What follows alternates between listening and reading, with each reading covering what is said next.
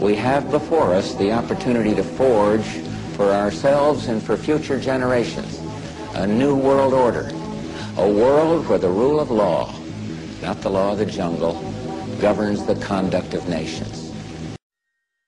You might want to ask yourself why the entire culture is utterly saturated with mass media entertainment from all sides, while the educational system in America continues its stupefying downward slide since the U.S. government decided to take over and subsidize the public school system.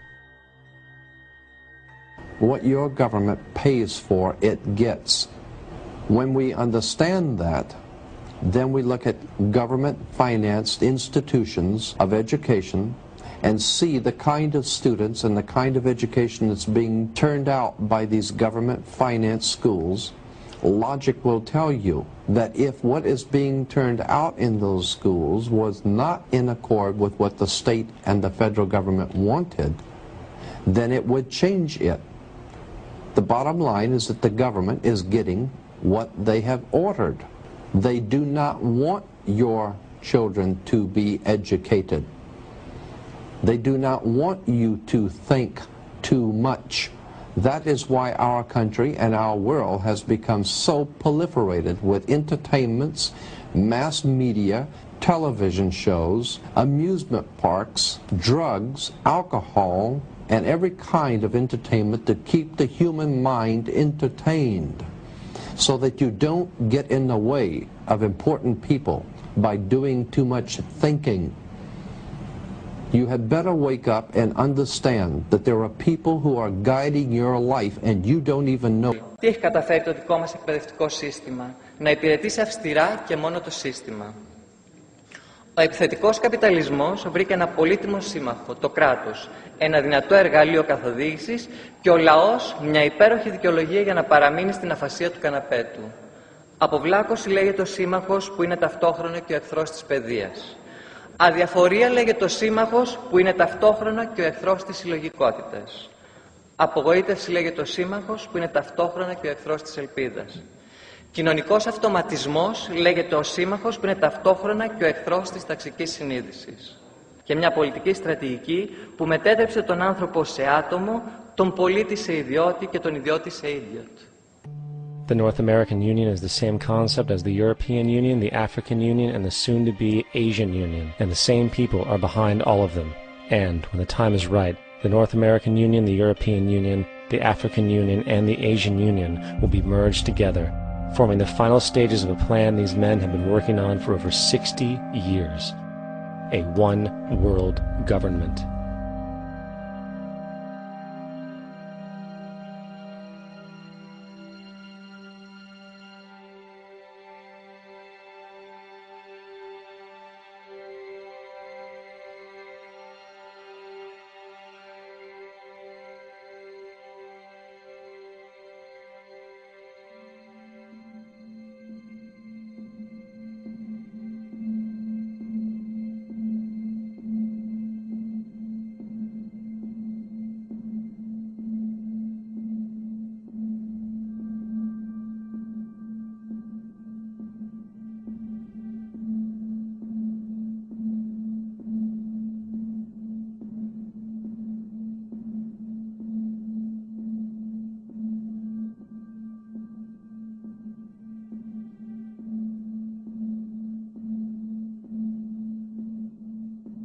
One bank, one army, one center of power.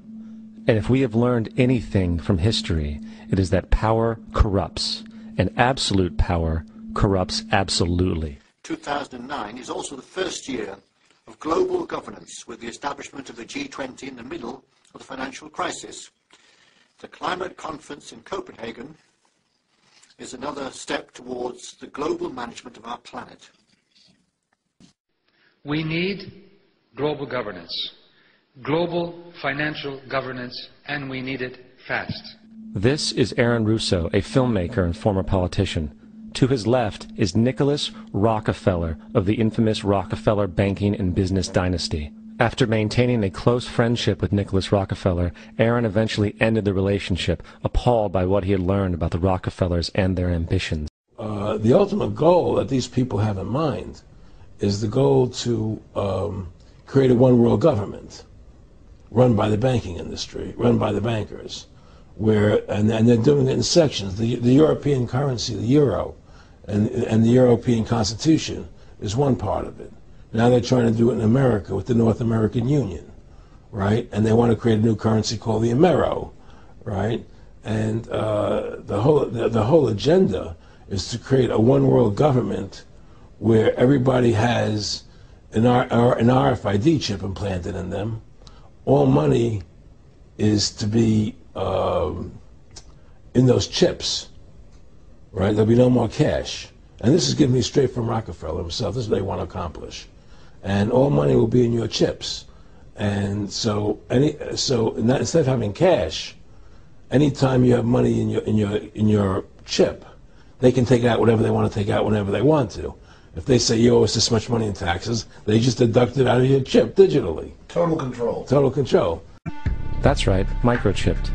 In 2005, Congress, under the pretense of immigration control and the so-called war on terrorism, passed the REAL ID Act, under which it is projected by May 2008, you will be required to carry around a federal identification card, which includes on it a scannable barcode with your personal information.